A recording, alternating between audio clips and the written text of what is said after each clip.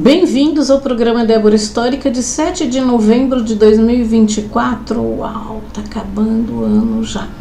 O motivo deste programa é resgatar e preservar nossas origens, memórias, histórias e tradições das famílias, das nações e também buscar novos conhecimentos através de pesquisas e entrevistas.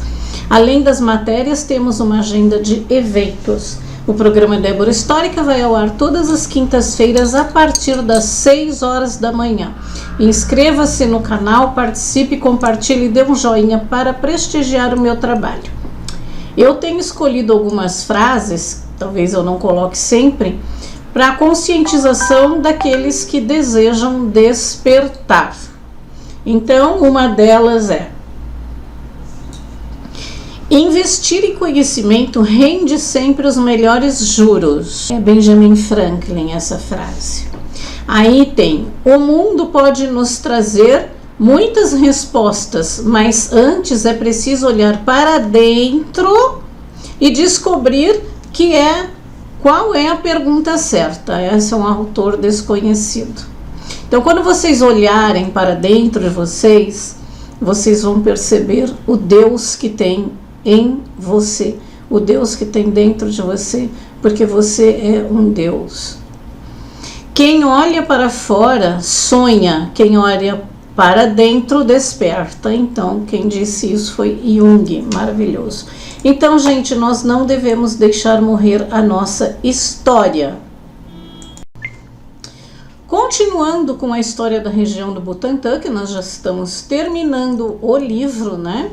Daremos sequência com mais uma parcela do livro Butantã e Suas Veredas, escrito por Maria José Silva Querido, em 1999. Então, nós vamos falar de mais um cemitério do Butantã, que é o cemitério israelita. Administrado pela tradicional Sociedade Cemitério Israelita de São Paulo, criada em 1923, o cemitério israelita do Butantã foi colocado oficialmente a serviço dessa comunidade em 13 de fevereiro de 1954. A cerimônia de abertura deu-se com o translado para ali dos restos mortais da senhora Gisela Schwarzinger e dos senhores Boris Schwartz e Jacob Lemmer, que jaziam sepultados em outros cemitérios paulistas. Contudo, o primeiro funeral ali ocorrido deu-se dias antes, com o sepultamento de Dona Fruma Reutemann. Segundo a margem da antiga Estrada Velha de Cotia, hoje Avenida Engenheiro Heitor Antônio Eiras Garcia, próximo do Educandário Dom Duarte, ocupa uma área de 13 alqueires, respectivamente 314.600 metros quadrados. Avizinha-se com as ruas Professor João de Lourenço e Horácio dos Santos. É um cemitério estabelecido dentro dos padrões mais antigos, embora comece de maneira paulatina a transformar-se em cemitério-jardim. Haja vista as quadras gramadas e a presença de vegetação junto aos túmulos e as suas avenidas arborizadas. Provido de duas portarias, a Rua Professor João Lourenço e a Portaria 2, Avenida Engenheiro Antônio Heitor Eiras Garcia, possui central de informações, duas casas de tarrara, velório, casa de oração, que é uma pequena sinagoga, e um importante monumento em homenagem às vítimas do nazismo. A partir das 15 horas de sexta-feira e durante todo o sábado, os sepultamentos não acontecem e são adiados para domingo, em respeito ao sabá, preceito religioso judaico que respeita o sábado como dia de descanso. O cadáver é mantido em câmara fria no próprio cemitério, mesmo ocorrendo com aquele que venha a falecer em horário incompatível com o sepultamento no mesmo dia. O velório limita-se ao período diurno, chegando até às 16 horas, quando o cemitério encerra suas atividades. Casa de Tahara. A Casa de Tahara é o local onde o corpo é preparado para o seu sepultamento. Recebe o banho da purificação e uma simples mortalha para cobri-lo, despojando-o de suas vestes costumeiras. A mortalha é um simples camisolão feito em morim, tecido branco e fino de algodão. No Brasil, o uso da mortalha foi difundido entre as comunidades mais modestas da zona rural ou mesmo entre pessoas mais abastadas e religiosas, em sinal de desprendimento das vaidades terrenas. Os muçulmanos também são enterrados desta forma, com mortalhas, tá? Faz o banho, tudo. Bom, casa de oração. É, por assim dizer, uma pequena sinagoga na qual, realizados os rituais de despedida do ente querido que partiu, são elevadas preces de exaltação a Deus Pai e pedidos para que sejam seus olhos complacentes ao filho ou filha que retorna ao seu seio. Neste ato sagrado são lembrados os ancestrais e costumes descritos no Antigo Testamento, como o de rasgar as vestes e cobrir-se de cinzas em sinal de dor e luto. Assim, simbolicamente, são cortadas as vestes dos parentes mais próximos do falecido. Monumento às vítimas do nazismo. Passado o horror da Segunda Guerra Mundial, houve por bem a comunidade israelita brasileira querer homenagear seus mártires. Após a conflagração, foram postos à luz do conhecer humano a discriminação, os sofrimentos e, por fim, o extermínio de 6 milhões de hebreus levados a esse extremo pelo nazismo. Surge já em 1946 a ideia do monumento como marco histórico perpetuar-lhes a memória.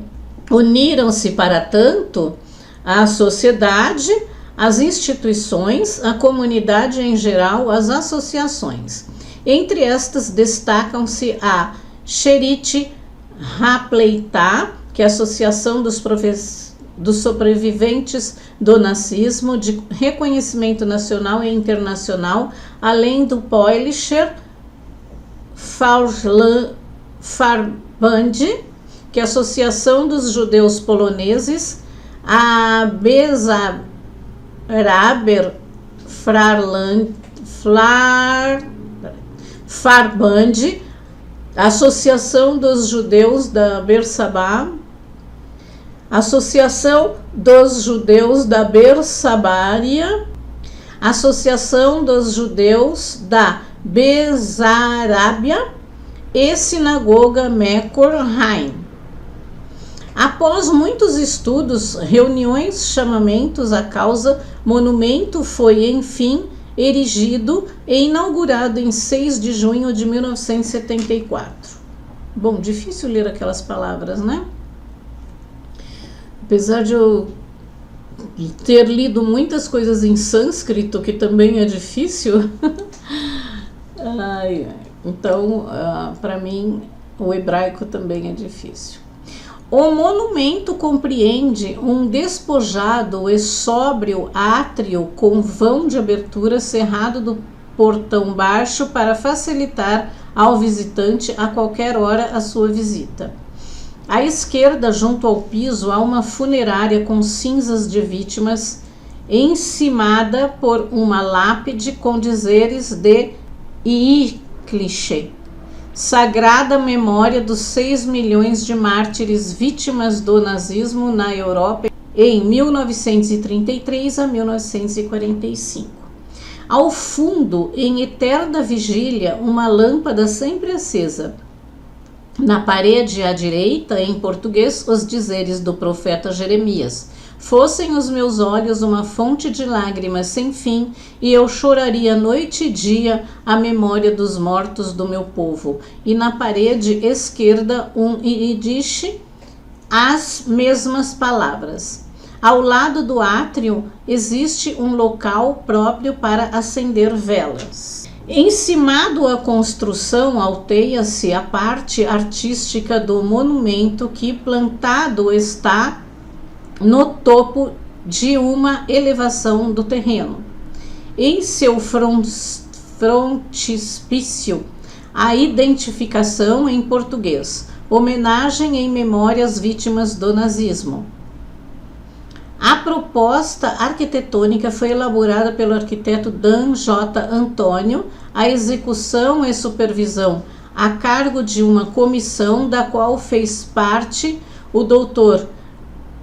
Meyer Shiel Cochrane, atual presidente da Sociedade Cemitério Israelita de São Paulo, em 1999.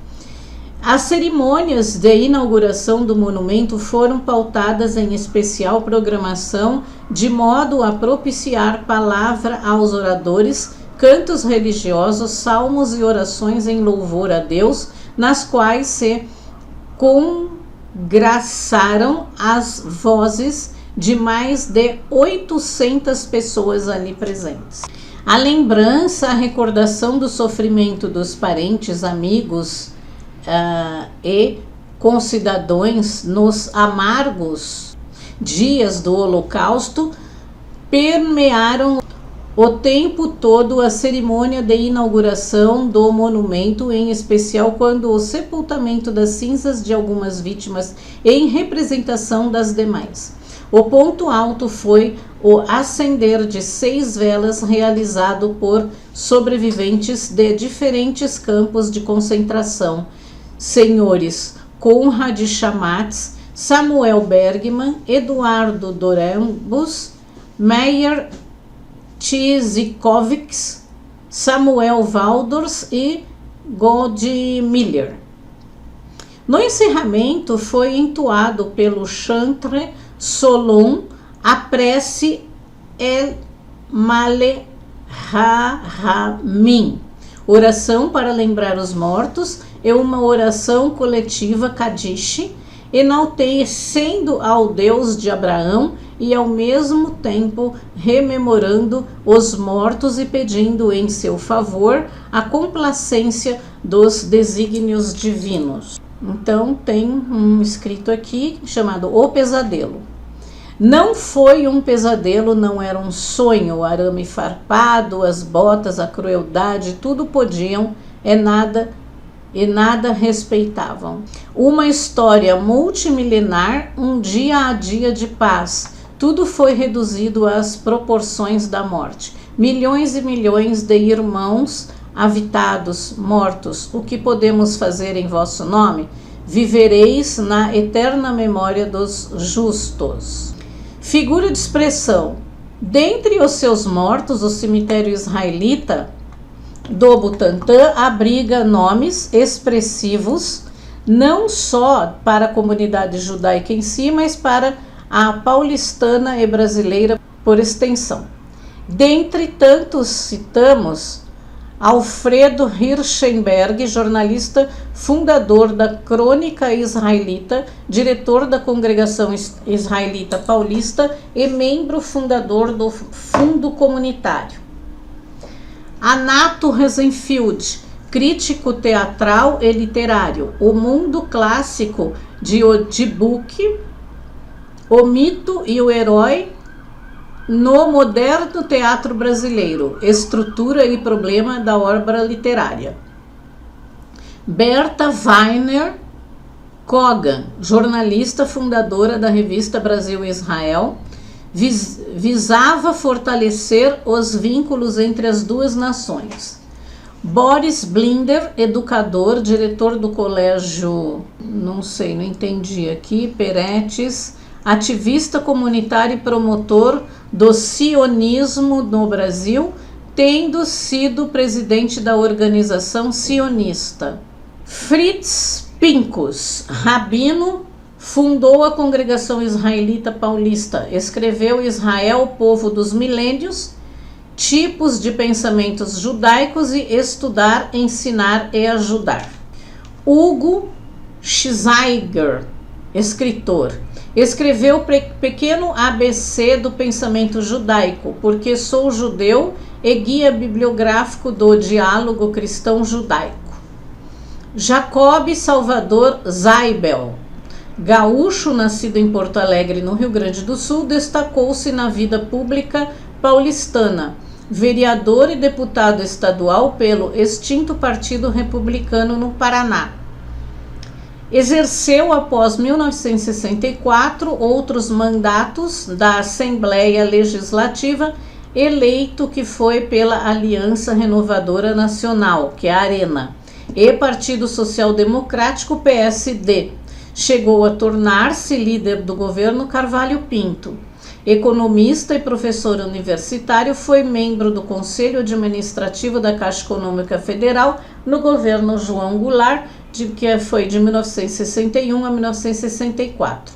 Em julho de 1974, assumiu a Superintendência Regional do Instituto Nacional de Assistência Médica e Previdência Social, que era o INAMPS, em São Paulo. Convidado pelo prefeito Jânio da Silva Quadros para exercer o cargo de secretário de Cultura, Lazer e Esportes, faleceu pouco após a sua posse em 3 de janeiro de 1986, aos 64 anos de idade.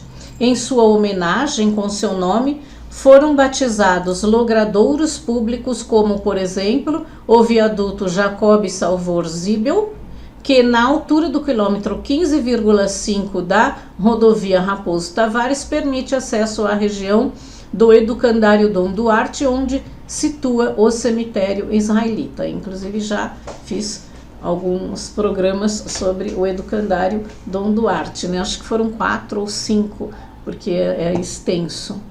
E até teve comentários de pessoas que foram criadas lá.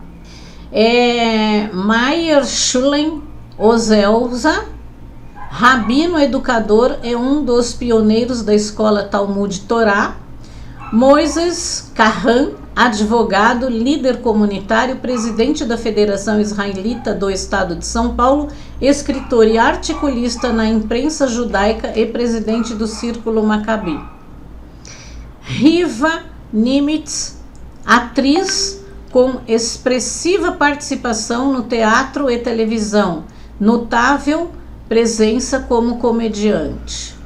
Data comemorativa, o Yom HaShoah, Dia do Holocausto, foi instituído em data móvel logo após a Páscoa, na qual, em especial cerimônia cívico-religiosa, a comunidade homenageia as vítimas do Holocausto. As celebrações ocorrem ao pé do monumento. Então, o cemitério israelita do Butantã fica na Avenida Engenheiro Heitor Antônio Eira Garcia, 5.530, no Butantã. E na nossa agenda cultural, nós temos sempre a Cidade das Abelhas, que é um parque em Embu das Artes, na Grande São Paulo. Não é só diversão, é muito mel, própolis, pólen, favos e todos os produtos da abelha que você pode adquirir não somente indo lá, mas no site cidadedasabelhas.com.br/produtos. O link está na descrição do programa, ou você pode adquirir pelos telefones 46140609, 943026580, e também um local onde você adquirirá cultura, sendo uma ótima opção para passear com a família, amigos e escolas, e aprender mais sobre a importância da importante abelha na nossa vida. Vá conhecer todas as atrações. O serviço é de terça a domingo, das 10 às 16 horas, estacionamento gratuito na Cidade das Abelhas, e vocês podem adquirir os produtos da Cidade das Abelhas aqui comigo também no telefone 11 99724 1111. Você, aqui você não paga frete, você vindo buscar, ok? Nós temos a mostra de cinema italiano do dia 11/11, e esse filme chama-se Os Girassóis. É um filme de 1970 de Vittorio De Sica. O Cine Teatro de Noi de Oliveira fica localizado na Rua Rui Barbosa 323, perto da estação São Joaquim do metrô. No dia 8/11, a partir das 19 horas, faça uma viagem com as bandas Cross, The Stills e One Less, com sucessos desde a década de 1970 até os dias atuais, no auditório do Céu Butantã, na Avenida Engenheiro Heitor Antônio Eiras Garcia, 1870. A entrada é franca, pode confiar, vai ser um bom show, que eu conheço, essas bandas são de amigos meus. No dia 7, hoje, lançamento do segundo livro da professora e escritora Dolores Martins, chamado Los Almendros.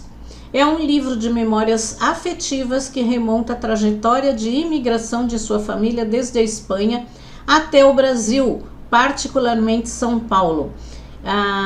O lançamento vai ser na PUC, no Anfiteatro Paulo VI, no Prédio Novo, primeiro andar, das 8h30 às 20h30. E se você ouviu falar desse nome, sim, Dolores Martins foi professora do Arthur Whittaker, famoso colégio do seu Sérgio, famosa escola do seu Sérgio. E nós paramos por aqui hoje, nós voltamos na próxima semana com mais informações sobre o Butantã. Bom final de semana a todos.